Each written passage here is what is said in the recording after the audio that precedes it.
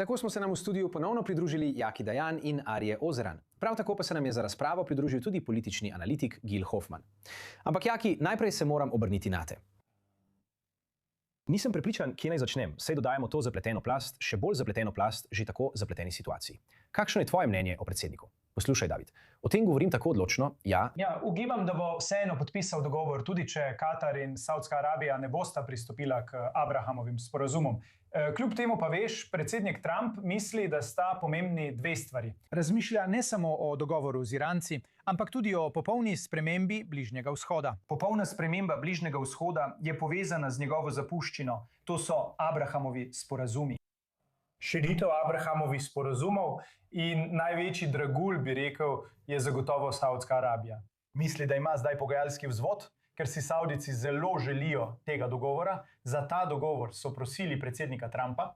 Torej poskuša povezati stvari, oba skupaj.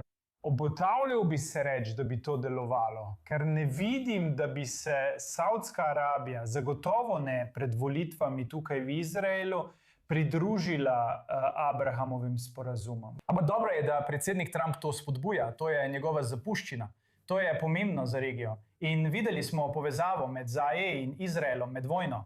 To je bilo izjemno. Mislim, Izrael je branil ZAE. Zavezništvo, oblikuje se zavezništvo, točno tako. To je pokazalo, kako pomembni so Abrahamovi sporazumi. Zagotovo si želimo širitev, nisem prepričan, da bi to delovalo skupaj z dogovorom z Iranom. Arja, kakšno je tvoje mnenje, glede stališča Saudske Arabije? Ker se zdi, da malo pritiska na nje, da bi rekli, hej, morali bi se takoj pridružiti, dolžni so nam to. Kaj pa ti misliš, kakšno je stališče Saudske Arabije glede Irana, glede morebitnega dogovora v tem trenutku? Kakšno je stališče Saudicov glede vsega tega? Kar se tiče Saudicov, razmišljajo popolnoma nasprotno od tega, kar pravi Trump. Trump pravi, da nam oni nekaj dolgujejo. Saudici pa sami sebi pravijo, da jim Trump nekaj dolguje. Trump, ZDA in Izrael so v to vojno vlekli zalivske arabske države.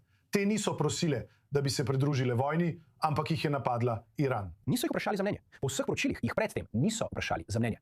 Tudi če so jih vprašali za mnenje, njihova mnenja niso bila upoštevana pri končni odločitvi.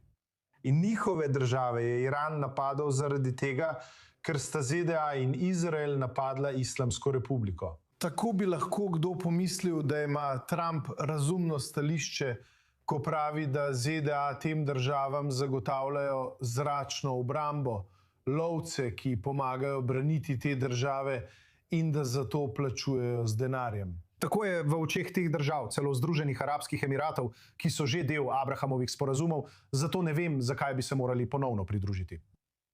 Ampak prav to ponovno pridružitev pravijo, če kdo potrebuje odškodnino zaradi te vojne, smo to mi od Združenih držav Amerike. Ker moramo obnoviti svojo protizračno obrambo.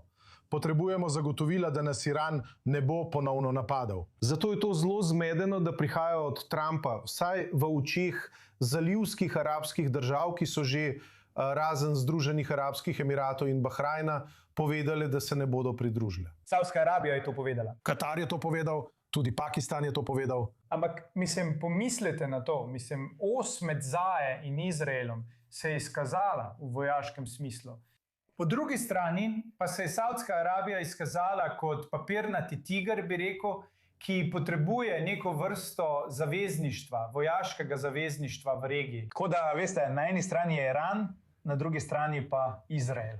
Tako da, če lahko na koga računajo, da jih ne bi rekel zaščiti, ampak sodeluje z njimi pri obrambi, je to Izrael. Tako da ima to smisel. Logično je, ima smisel, ampak se strinjam s tabo, da Saudska Arabija ne bi naredila koraka brez večjega napredka glede palestinske države ali česa podobnega. To so večkrat povedali. Jaki? Govoriš kot Izraelec, ampak iz saudske perspektive vidijo Iran in Izrael oba kot slaba. In trenutno, iz razlogov, ki jih ne razumem, vidijo Izrael slabše kot Iran. Pripravljeni so pomiriti Iran, pripravljeni so zadržati Iran. In sploh niso pripravljeni sodelovati z Izraelom. Saudski zunanji minister in iranski zunanji minister sta se od začetka vojne pogovarjala več kot 8-krat, če ne celo 10-krat. Kolikokrat sta se Gideon Sa'ar in Faisal bin Farhan pogovarjala po telefonu od začetka vojne?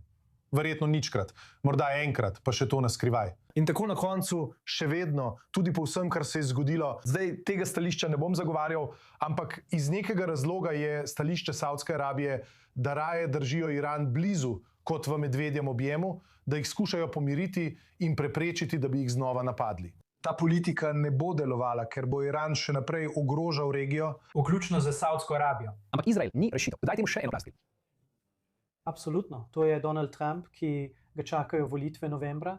To je Netanjahu, ki mu uho šepeta pred volitvami septembra ali oktobra, potrebujeta zmago. Nočeta iti na te volitve z vojno za sabo. Na volitve želita iti kot tisti, ki prinašata mir. In karkoli je treba storiti, da bi to premaknili naprej, tudi stvari, ki se nam tukaj v Izraelu trenutno zdijo smešne, njihovim volivcem veliko pomenijo.